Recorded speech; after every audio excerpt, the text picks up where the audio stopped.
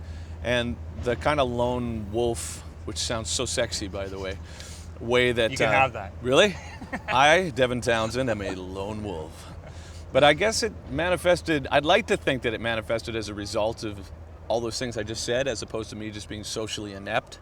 But there's a good chance that it's a combination of the two. Yeah, interesting, because I know you're a fan of Gojira. I'm a huge fan of those guys. Of course. And they're similar in the sense that they come from this remote place in France where, like, no metal band has ever existed ever before. Do you think that your location fed into the music that you made in any sense? Absolutely. Like Vancouver, because it's technically, I guess, a rainforest, and we've got the mountains, and we've got the water, and we've got 7 months worth of precipitation. Without that, I find myself creatively, for better or for worse, if I'm not in an environment that has some sort of natural dynamicism to it, then I just don't find myself inspired. And I read recently with them that they feel the same way. It's just the nature and the connection to something that's not a city really plays into it. I was reading some recent interviews you've done, and you talked about that there was a connection between a lot of the different types of music that you're listening to now, and the word you used was tribal, which I thought was interesting. Where does that come from?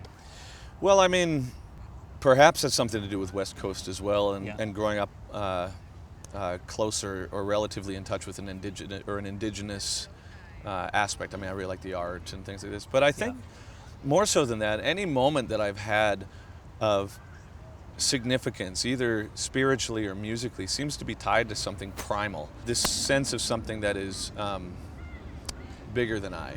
And whether or not that's the idea of the universe or nature or birth or death, those sorts of big, blunt topics seem to resonate through me and have since the beginning. And perhaps there's an element of that sort of hypnotic aspect that comes with tribalism that allows us to sort of get into that frame of mind. And perhaps that's even why bands like Meshuggah or Gojira are so effective, because they utilize this kind of morphing sense of primal force to get their message across. I'm 42, and I found myself nearly shirtless in the Meshuggah mosh pit in Iceland this summer, because it was like, it reminded me, when people think of metal, they don't think necessarily tribal. Maybe what connects the scene in terms of going back to that sort of tribal and primal thing is that the power that comes from it, that visceral sense of almost community when you're playing live, and whatever your message is, whether or not you even have a message, whatever it is that you're trying to resonate with,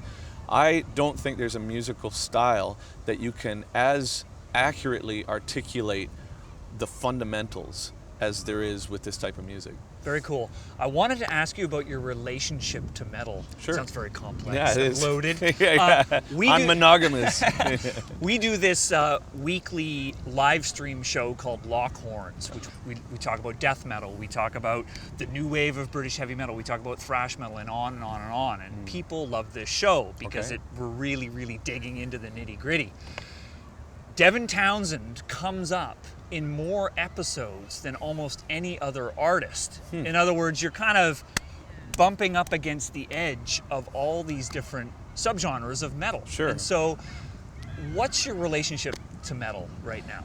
It's a primary component in my creative life, but one component. And I think for me, my identity is so lost on me, which is unfortunate, because I'd like to think that I've got a very clear perspective on who I am, but each record that I do is more of a matter of peeling it away, what I'm not, and then leaving myself with whatever those songs are on that record that are valid, and hoping of trying to find some sort of identity. And as a result of that, you try on things. It's I wonder if we're really brutal, how that will articulate this frame of mind. I wonder if we're really soft, if it will articulate this frame of mind. And you're putting a collage together. The fans that watch our show don't seem to really know where to put you.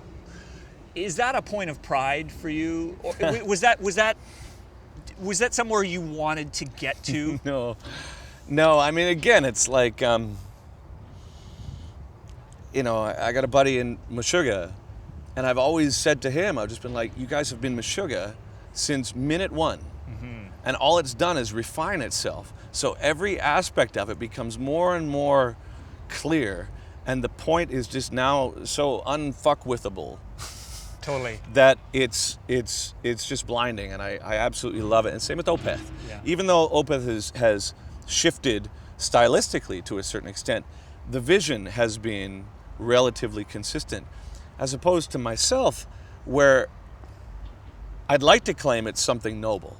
Like, I'm so creatively drawn in different directions that once I do one thing to the exclusion of all others, to not do something profoundly different is like intellectually stagnant. Right. But I actually just think that my identity is, I'm just cycling through them. And hopefully by the time I figure out who the fuck I am, maybe I'll just play bass in a country band, or I'll be a gardener or something. So it's a process of trying to figure it out, and it has resulted in something that I'd like to claim as being intentional, but it's not.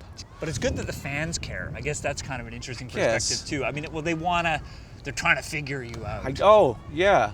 Well, so Anyway, am I. sorry. So, if you have any insight, let me know. I'd love it. All in it together. Oof. And the last thing I'll say on my relationship with metal is specifically recently, because as you get older, I mean, I'm 44, and this is funny. I did an interview recently, and the guy had such an investment in me not being a 44-year-old monogamous, sober dad who's been married for 26 years, and I go to bed and I watch How It's Made. He wanted to think that I was going to go on his show as like, the caricature of what the typical metalhead entails. It's like, well, tell us about groupies. I was like, I'm married, man. I mean, well, tell us about drugs. I don't do drugs, and he was PO'd by it. Doing metal is a lot like doing porn if you try and do anything else, So a lot of people are like, well, now I do music, it's like Radiohead, or now I'm kind of doing this folk thing, or now I'm doing this. And they're like, yeah, but you did metal, so I don't know what to tell you. It's like the guy in Boogie Nights. He's like, I just want to get alone. He's like, yeah, well, you did porn, man. Like, I don't know what to tell you. But one thing I've always appreciated about what you do in the live environment, and I think many others, is the fact that you break the taboos on stage from a metal perspective. Well, it's because I was never cool, man. The first time like a dyed-in-the-wool metalhead went and saw Devin Townsend play live, it's sort of like, you're not allowed to say, hug your neighbor. Sure. You're not allowed to say, I love you. Yeah. Like, you've really done that. Well, two things. Yeah. First off, I like to make people happy. If I'm going to be out here, away from the family, touring, smelling all these other dudes' farts, you know what I mean? Like, I don't want to say, fuck it all. I'd rather do something else than just adding to that. It's like drinking fuel to piss on the fire, right? It's like, I'd rather go out and give people something fun. Mm-hmm. With that, in terms of like breaking taboos, dude, when I started with Vi, no one wanted to hear a 19-year-old kid screaming with Vi. Like, I got such shit for that. And it wasn't that I was trying to be provocative. I was just never really a cool kid.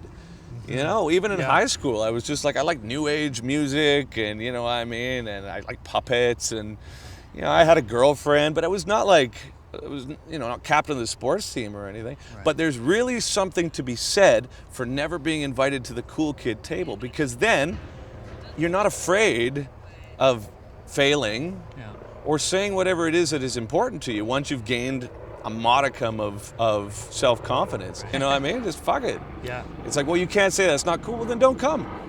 Well, you can't say that. It doesn't make you a true metalhead. That's cool. I'm not a true metalhead, It's like, I'm not trying to offend people. I'm not trying to push people's buttons.